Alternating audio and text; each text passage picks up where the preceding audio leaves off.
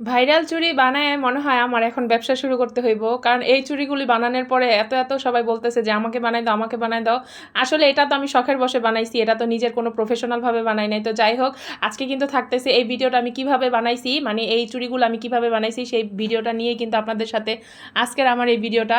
তো প্রথমেই কিন্তু চুড়ির জন্য যে ইনস্টলমেন্টগুলো লাগবে সেগুলো কিনতে হবে। তো আমাদের এখানে যেই বাজার আছে বা মার্কেট, সেখান থেকেই কিন্তু আমি এই চুড়ির কালেক্ট করছি, মানে এই চুড়িগুলো বানানোর যা যা দরকার সব কিছু কিন্তু পাই নেই। আমার কাছে কিন্তু অনেক কিছুই কেনা ছিল, কিন্তু সব কিছু না পাওয়ার কারণে যা যা আমি হাতের কাছে পাইছি সেগুলোই নেওয়ার চেষ্টা করছি। তো এখানে রেশমি সুতা নিছি আমি 2 পেয়ার, মানে একটা সবুজ আর হইতেছে একটা মেরুন কালার।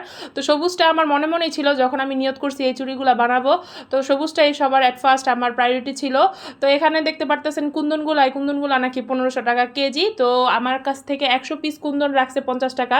মানে কি পরিমাণ দাম ভাবা যায়, এতটুকু ছোট্ট একটা প্যাকেট, সেখানে হইতাছে 100 পিস নাকি কুন্দন থাকে, সেটা 50 টাকা। ওনারা বলতেছিল দামাদামি করে লাভ নাই আপা, আমরা দামাদামি করে বিক্রি করি না। তো যাই হোক, এখান থেকে নিয়ে নিলাম কুন্দন। তারপর এখানে দেখতেছিলাম আরও অনেক ধরনের উলের সুতা, এগুলো অনেক ধরনের চুড়িতে কাজ করা যায়। তারপরে বিভিন্ন লেস, তো এটা তো লেসের দোকান বেসিক্যালি। আর এখন যেহেতু চুড়িটা হইতেছে একটা ট্রেন্ডিং, সবাই বিজনেস হিসাবে এটা নিতেছে, কেউ শখের বসে বানাইতেছে। আসলে আমি তো শখের বসে বানাইছি, কিন্তু দেখা গেছে সবাই এত এত বলতেছে আমার রিলেটিভরা। তো দেখতেছি জানি না মানে এটা নিয়ে আমি কাজ করব কি না, সেটা পরে ভাবা যাবে। তো এখানে আমি যা যা নিলাম বাসায় এসে আপনাদের সাথে একটু শেয়ার করতেছি। এখানে আমি যেই ছোটো কুন্দনগুলো আছে, এটা 100 পিস 3 ধরনের কুন্দন নিয়েছিলাম, আরও চাইছিলাম বাট আমি পাই নাই। তো 3টা ডিজাইনের কুন্দন নিয়েছি, আলহামদুলিল্লাহ কাজও কিন্তু শুরু করব। তো এখানে দেখতে পাচ্ছেন সুন্দর করে সব গুছায় আপনাদের সাথে ভিডিও করতেছিলাম। এখানে 2 পেয়ার সুতা নিয়েছিলাম, বলছিলাম না, এটা হইতেছে মেরুন কালার। আর এই তো এই চুড়ির মোল্ডগুলো নিছি, আমার চুড়ির সাইজ ছিল 30। তো যে পারফেক্ট মাপেই পাইছি, কিন্তু আর যেই ছোট ছোট চিকন চুড়িগুলো বানায় সেটা আর পাই নাই। সেটা কিভাবে বানাইছি একটা মজার কাহিনী। এটা আমার কাছে চিকন চিকন স্টিলের চুড়ি ছিল, ওইটা 3টা একসাথে করে তারপর বানাইছি। আপনারা কিন্তু ভিডিওতে দেখলেই কিন্তু বুঝতে পারবেন। আর আমার বিলাসগুলি কেমন করতেছিল, একদম কামড়াকামড়ি করতেছিল। তো যাই হোক, কাজের ভিতরে আসা যাক।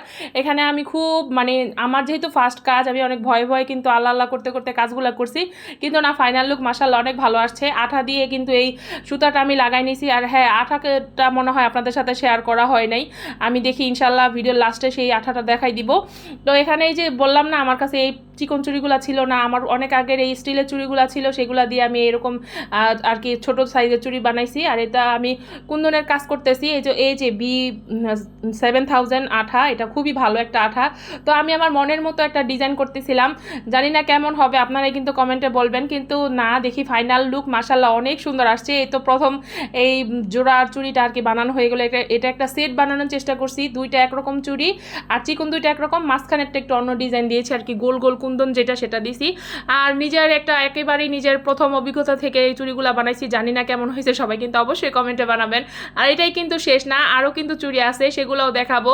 এই তো আরেক জোড়া চুড়ি আমি বানাইছি, এটা একদম আমার মন থেকে কাস্টমাইজ করছি।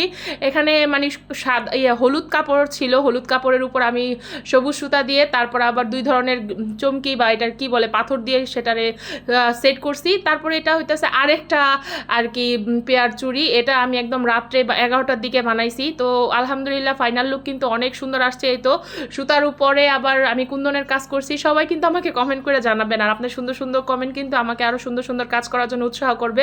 তো আজকের মতো এখানে বিদায় নিচ্ছি, সবাই ভালো থাকবেন, আল্লাহ হাফেজ।